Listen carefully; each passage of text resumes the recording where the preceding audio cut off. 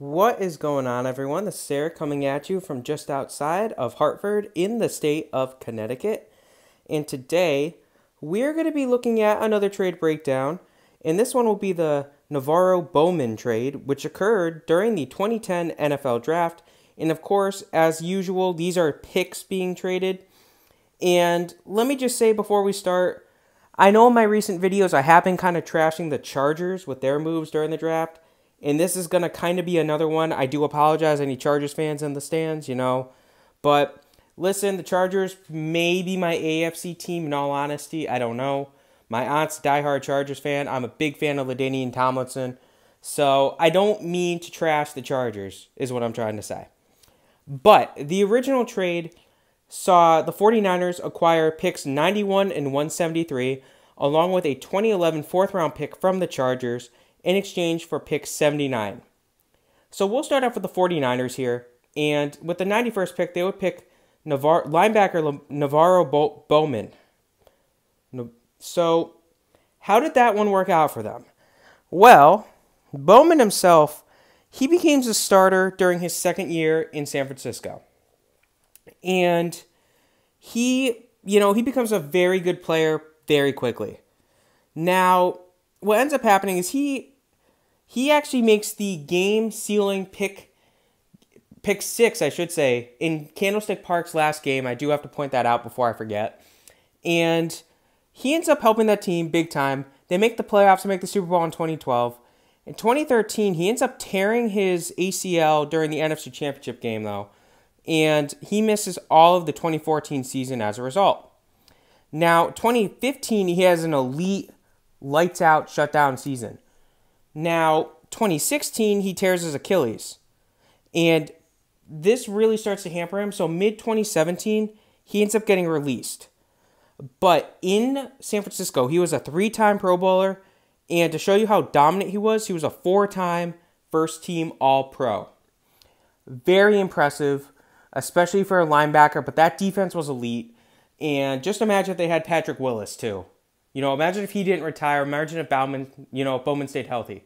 How good would that team be with Willis and Bowman? Now, with the 173rd pick, the 49ers would select running back Anthony Dixon. So Anthony Dixon, he spends 4 years as a backup running back. Doesn't do much in San Francisco before leaving the team. Now, you'll notice there's a little asterisk by his name. That's because the Chargers had acquired pick number 173 from the Dolphins in a trade. We will get to that shortly. Because I just want to quickly discuss here the 2011 fourth-round pick that the 49ers got. So that pick would become the 115th pick in the 2011 draft. And with that pick, the 49ers would select another running back, this time Kendall Hunter. So Kendall Hunter, he plays in 43 games over 4 seasons, again, just like Dixon, as a backup. Now, 2 seasons would end early due to injuries, one being a torn ACL, one being, a ruptured Achilles. And that all but spelled the end of not only his career, but his time in San Francisco. So, not a great pickup, but... So then, what did the Chargers get with their 79th pick? They would get linebacker Donald Butler. So Butler would miss his entire rookie season due to a torn Achilles. It's a theme in this video. A lot of guys, unfortunately, suffer injuries like that. And he ends up starting his second year, so just like Bowman did. And he's a solid starter for 5 seasons before he became a cap casualty. Unfortunately, the Chargers didn't have the cap to keep him, so they get rid of him. But he was a solid player for them. He wasn't Bowman, but he was a solid player nevertheless. So I mentioned pick 173 here was a swap between the Chargers and the Dolphins. So let's discuss that one real quick. So the Chargers would acquire pick 12, pick 110, and the 173rd pick from the Dolphins in exchange for picks 28, 40, 126, and a player. So we'll start with the Chargers here. And with the 12th pick, they would go with running back Ryan Matthews. So Ryan Matthews was a solid pass-catching running back, essentially kind of like their Austin Eckler before Austin Eckler. And he was there for 5 years. He made a Pro Bowl, and he had 2 1,000-yard rushing seasons. So he was a good running back. He was a pretty good guy to replace LaDainian Tomlinson, but he was no LaDainian Tomlinson, don't get me wrong. Tomlinson's in a league of his own. But he would leave after the 5 seasons. Again, he was kind of like Eckler before Eckler.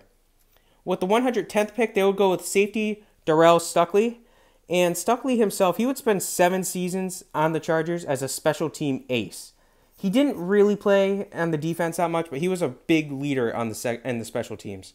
Again, 173 was traded up here to San Francisco. So what did the Dolphins get?